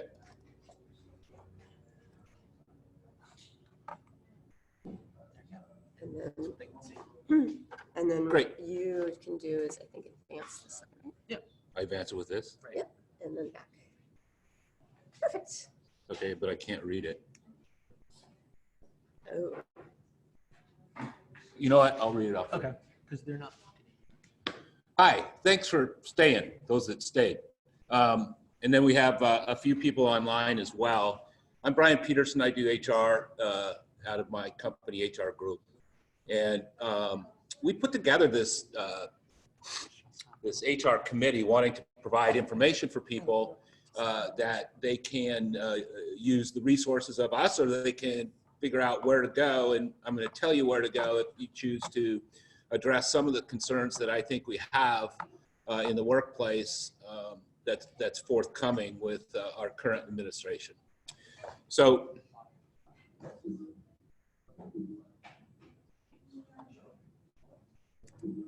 You have to click. Yeah. that's what I did. I think you have to click on it. So we'll get through this pretty quick. And really, I did something that you're not supposed to do when you present, and that's put a lot of information up. But I did it anyway because there's such a large amount of information, and they're going to put it up on the Google Doc. So all of the resources that you'll see here, you'll be able to go and pull the link up because there are resources here that tell you where to go to get information for you to get into compliance. And yeah, so there we go. So the State of the Union under the current administration, we have ICE. It's just a great acronym, right? Cold, Heartless, which are the Immigration and Customs people. And the agency is now providing local police the training to assist immigration to go to places of employment. And if the police go to a place of employment, they have been trained by ICE, whether ICE is with them or not, to identify some of the non-compliant pieces of a particular business. They're now forwarding their findings, the police are forwarding their findings to ICE, and the police have the right to retain somebody for up to 48 hours, whether they're legal or illegal. This past summer, there were 10 states that were targeted by ICE, and mostly on the East Coast, the South, and the Midwest. So we haven't seen a ton of it on the West Coast, but the only thing I could tell you is that it's coming. unless the administration changes. The investigations between 2017 and the end of 2018 rose 438%, 39% of actionable items, meaning ICE went in at an increase of 439% over the prior year, which is kind of scary. They've got 20,000 employees. They've got 1,100 attorneys and 400 offices around the United States. I'm not trying to create concern, but there should be concern. And quite frankly, you can address these concerns in a very simple and short time frame. There are two types of, so the two issues that I have for you today, there are actually three, but the three issues are the I-9 compliance. We're going to talk about that right now, and it's I-9 compliance and the alternative to use E-Verify. Is anybody using E-Verify? Do you like it? It works. I don't like doing it, but Yeah. it works. Yeah, and it's free. So it helps you to be in compliance. It's not foolproof. The other option is to use the hard copy I-9 form, and you got to get it right. You got to get it right in terms of how you fill it out. And I've got links for you to go to make sure that you're filling them out. Someone's got to be an expert. Yeah. What's probably the most easiest one to not screw up? Well, you can screw them both up because what happens is you have to fill out the I-9 in order to put the information into E-Verify, right? Is that how you're doing it? Okay. Yes? Yeah. Not entering the information correctly, like transposing. That's the most common part. Yeah. And we used to be able to ask for forgiveness with immigration. And they're not taking on forgiveness. They don't have a good sense of humor. And what they're saying is, we're going to fine you. And I have a table of what those fines look like. And it's a percentage of non-compliant I-9s. So there you go. Questions? Just ask. So here's the difference between the I-9 and E-Verify. So I-9 is on your left side and the E-Verify is on your right side. So if you use the hard copy, this is mandatory. You've got to do this legally, right? Everybody has to do it. E-Verify is voluntary. Some states require it, some states don't. The state of Washington requires it.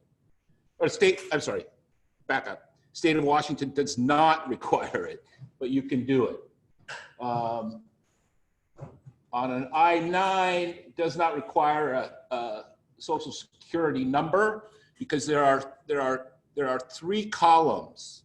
There's a passport column, green, and within that one is a green card column, and then column B and C, you have to take, one from column B and one from column C, and it can be a social security number, but it doesn't have to be. It can be an ID number, it can be a driver's license, you can use a passport, and with E-Verify, you have to have the social security number to enter it in for them to source whether this individual has the right to work in the US or not. I-9 does not require a photo ID on the documents, and E-Verify requires a photo on identity documents. An important piece to this, though, is really that being consistent. You got to be consistent. So if you're doing a hard copy I-9 and you have some people you've taken their picture of and some their picture ID from, and some that you haven't even taken their ID, you're non-compliant. So either do one or do the other. Does that make sense? You either want to take the photo IDs or you don't. Immigration is not requiring us to be the experts. They're the experts. What we have to do is provide good faith. And good faith is being consistent and following their rules.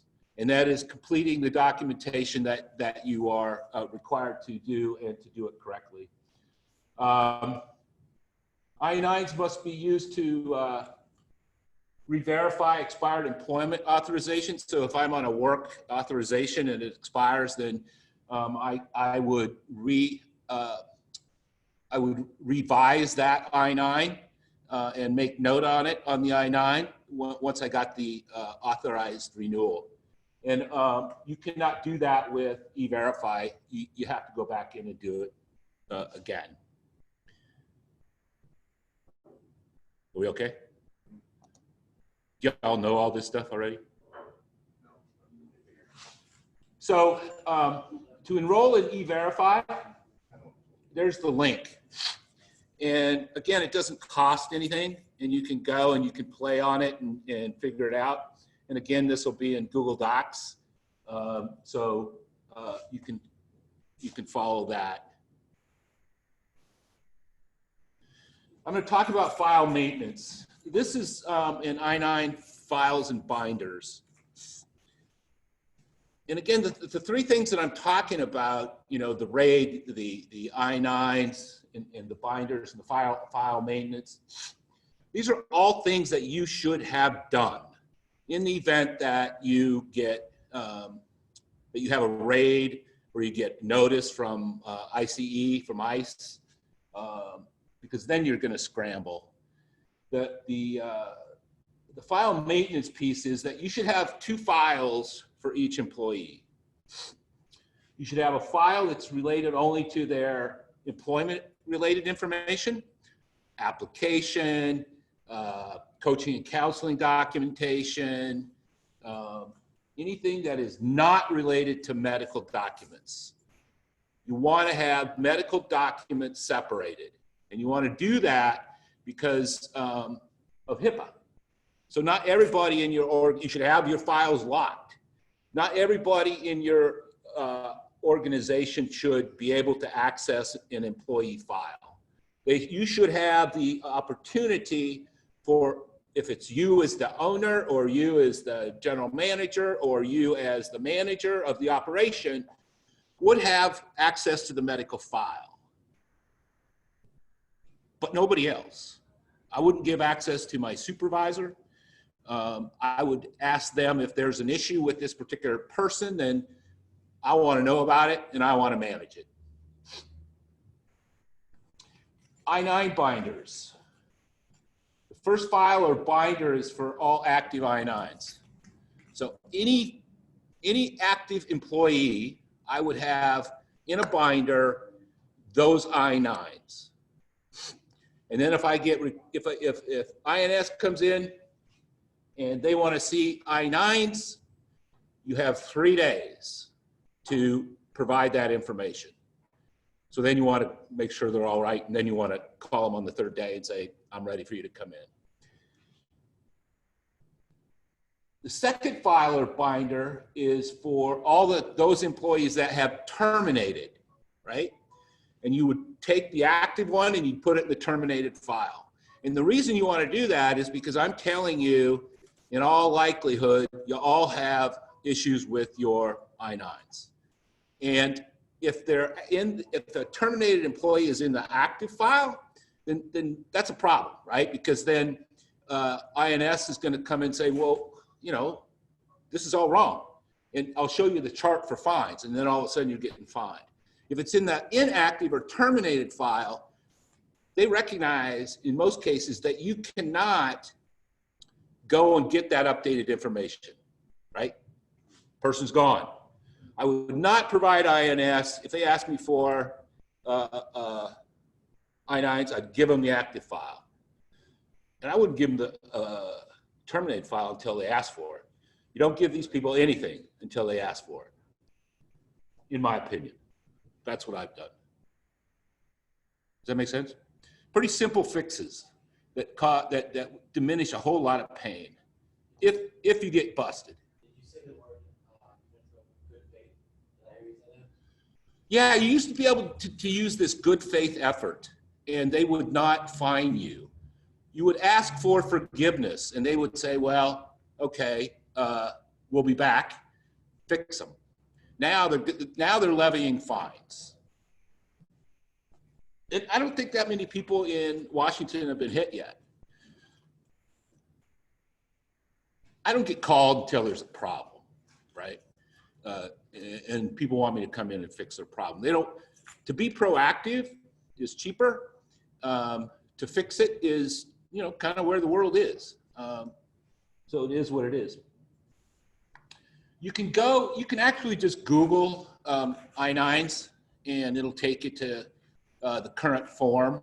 Current form came out in, this year, 2019. And you should be using the current versus, you know, earlier versions. But the I-9 inspection process is you're going to get a notice of inspection, and it's going to be about I-9s, and you could set up an appointment. And then what happens is if it's determined that you have violations, then they're going to look at those violations, and then you can see how it springs off there on the slide to violations yes, violations no. And if it's yes, then there's substantive violations if they're serious. You're going to get a warning notice, and you're going to end up getting fined. If you get fined, you either go to settlement or you go to, what is that? It's the officer compliant, I wrote it down. Office of the Chief Administrative Hearing Officer. That's the guy that's you're gonna go have to sit in front of. It's quite a long acronym. If there are I-9s that are suspect, you know, they take it in a different direction. You'll get a notice of discrepancies, and then they will either issue you a warning or you got to get it into compliance. It's really about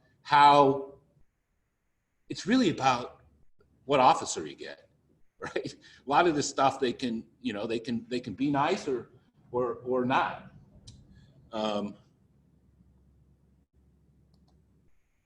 These are the fines. On the left-hand side, it says knowingly hiring and continuing to employ violators. 0 to 9% on the first offense is $548. Not a big deal. 9% of your I-9s. Second offense, because if they come once, they're coming back, right? At some point. Second offense is $4,000, and the third offense is $6,000. And if it's 50, if you go all the way down to the bottom row, 50% or more of your I-9s are in non-compliance. It can be as much as $20,000. Yeah. So is this fine structure universal? In other words, like Boeing would pay the same fine? Well, they probably have a lot more. They probably are in compliance, but well, most likely. But you yeah. see what I'm getting to is that whether you have 10 employees or 10,000 employees. Yeah, I don't know that answer, frankly. Because here's my 2 cents. I always have to throw that in. It's like, let's just that threw Boeing out there. A $20,000 fine is nothing. Who cares? You know what I mean? Yeah. So in other words, if the government is truly trying to help solve this problem of illegal, employees, a big company, they should feel some pain. So like a company I work for, this would be painful. This would hurt. This is definitely an incentive. We don't want to mess with this stuff. But I don't, that's a great question that I don't have the answer to. Okay. I would suggest that they're going to get hit harder. I would assume so. They can kind of do it. I don't know if you remember when Microsoft was hiring all those consultants, and they were considered employees. Remember that? Yeah. And so Microsoft had to change directions. The reason that the government went after Microsoft is so they wouldn't have to go after us. And so if they went after Boeing in Seattle, we're going to hear about it, right? And it's going to throw up flags from people like me saying, you better get in compliance, and here's why. Because oftentimes they go after the big dog, right? To send a message to all of us little guys. I would also add, though, that who they use to go after can sometimes feel arbitrary, but it is also industry specific as well. So think, construction companies where it's like cultural, like where it's a quick turnaround too. Like I can go and be on a job for 4 days and not ever return, but I'm still gonna get paid for that. So, That's a great point. It's very true. yeah. They often So, target. The cannabis industry for sure is gonna be one of those industries that, because of the, I would say the turnaround by the nature of the business, especially with the retail operations, like I think that's certainly. Did I do something wrong? a target industry. Just wondering if anybody has anything to say that's online, and I can't see the chat window, so they might, if they have questions for you, feel free to unmute themselves. Okay. I don't see anything. Yes, well, that's my point. So those that are hanging online, if you have questions, I think you can just unmute yourself and go ahead and just ask them. I'm not able to see the chat window right now. Hopefully that'll work. If you get an ICE raid, these are some resources that I would personally call as well if I were in the situation. And there's an employer guide from the NELP and the NILC that they wrote together, and they are the National Employment Law Project and National Immigration Law Center. And I have that document that I'll show you, but you can Google that and pull it up, and it's got a checklist, and it's pretty cool. It's pretty instructional in terms of what your rights are if you do get a notice, what you can and cannot do, that I find extremely helpful. And then there's Fair Immigration Reform Movement, another organization that will provide support. Casa Latina is local. They're a nonprofit. They help primarily Latin American immigrants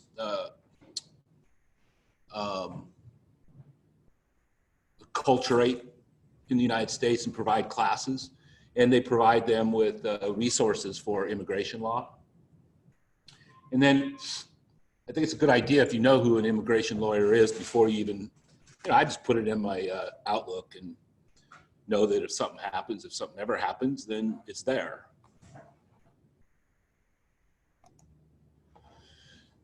The work agreement between you and a 1099 business. A lot of people are using 1099s, and I'm just not a fan of it. You can hire a 1099, but you got to differentiate between the 1099 and your employees, right? That's the example of Microsoft and what happened to them. Their contractors, their 1099 people, were doing the same job as their employees. And so the government said, you got to fix this. So what they did is they went out and they hired staffing agencies who hired people to be these people that are working there. So if you do that, if you hire a staffing agency, then they become responsible for all of the compliance stuff versus you. One of the misnomers is that we engage a 1099 person, and there's this window that people think that as long as they earn under $600, they don't have to claim it, but they have to claim it. It's just that they'll get it back. And that's a misunderstanding, and a lot of the 1099 people get in trouble with that because they're not aware of it. So if you're using 1099s, just make sure they're aware of that. They're independent contractors, and they're tasked to do a job. And I'm an independent contractor, right? Laura's not telling me how to do my job up here. I'm doing my job.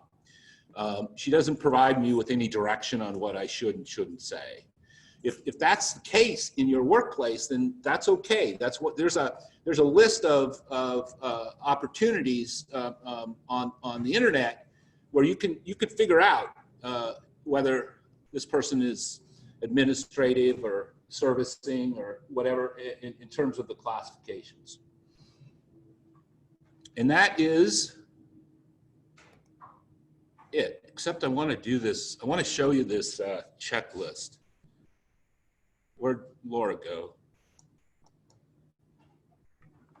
I don't know how to bring it up. Huh? Don't go away, people. Click over to your side, looks like it's in a back window.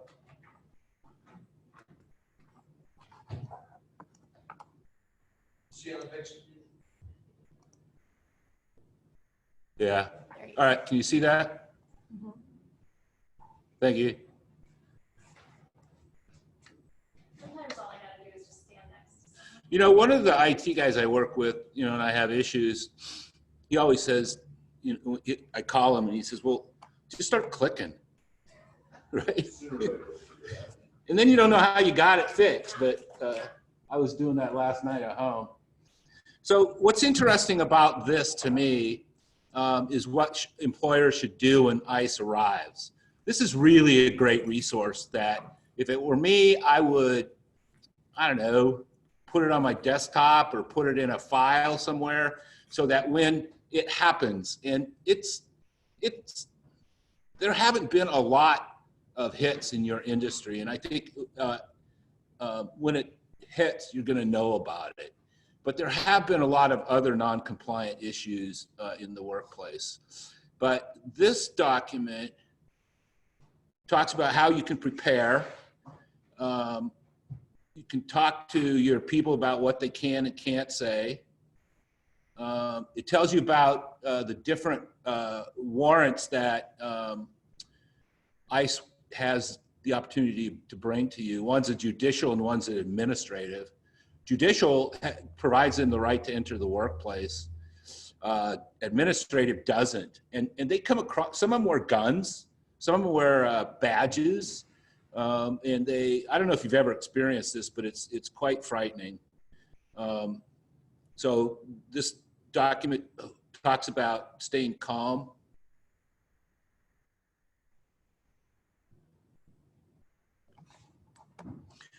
Let's see if I can get this to. I want to show you the checklist. So here's the checklist, and this is about what you can do before an immigration action. And then more importantly, this is what you can do if they show up during an immigration action.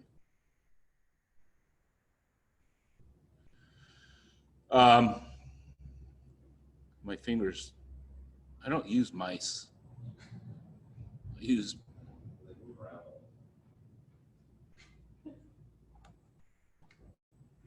mice move around. I got it. I'm just a little on the slow side right now. I'm so nervous, you know. All these people. Oh God. So during an immigration, okay, they can enter, any of us can enter your public area, right? But they can't enter the private back of the house area. So if you put up a sign, for example, if you have a sign that says private, and these people are aggressive, they'll come in and they'll say, I need to see so-and-so. I'm here to talk to so-and-so. You don't have to tell them.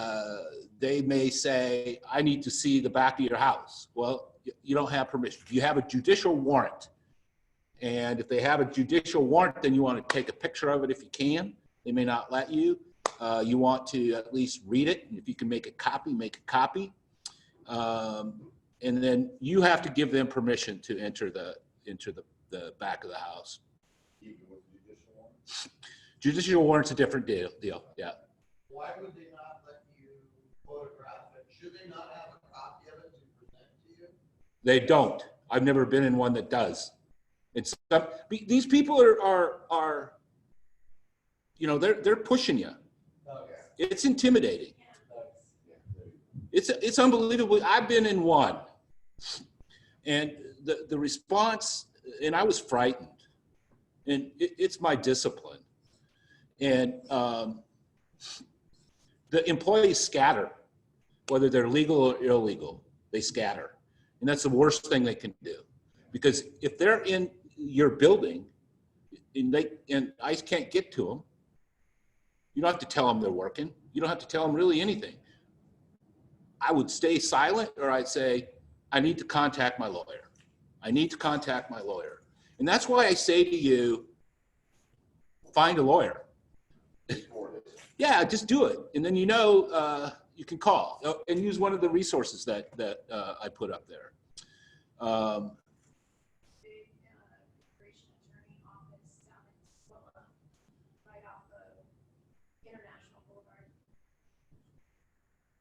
On International Boulevard? I didn't pull that one up, but I did pull up a couple others.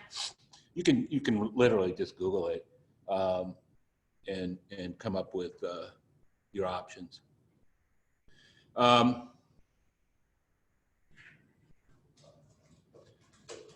Your people just need to know they have the right to not say anything, right? Can you film them?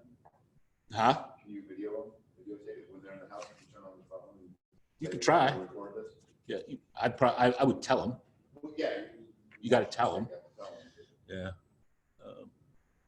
Yeah, I think trying to do as much as they do to you is kind of fair game. I wouldn't go on record. I guess I did, but I'm on record, yeah. But so that's kind of it. You can do a lot of this stuff yourself. And I really am not here to create fear and work for either you or me, but I'm here to give you information. And the information is take care of these 3 things that I talk about. And a lot of your concerns in terms of immigration naturalization service, immigration customs enforcement group, kind of goes away. Yeah. The difference between the I-9 and the E-Verify. Yeah. So in my past experience, I've worked in Cannabis on the East Coast, were advised against Verify by our legal team because there was some clause in there, I'm not remembering specifically, that gave the federal government more access to our business. I don't know if you've heard that or no. Well, they have access to Social Security number. Yeah, I mean, I don't know. I'm not a, you know, I'm, somebody asked me, a client asked me, should I just do the E-Verify? I said, I don't have an opinion. I don't do E-Verify. Why did you, your name? Steve. Why did you go on E-Verify? I had to, so I lived in Colorado. In Colorado, it's by law, you have to do it. Okay. I would say, I mean, since I'm not in your position, I'm here and I'm not there, I would say don't do it unless you have to. That's why I didn't like to use it, because I felt like it was a police state back then. That's kind of, yeah, our legal team said something like. Yeah, so it's not mandated. Yeah. What you do on E-Verify, the reason why you need the picture is because they have the picture in the system.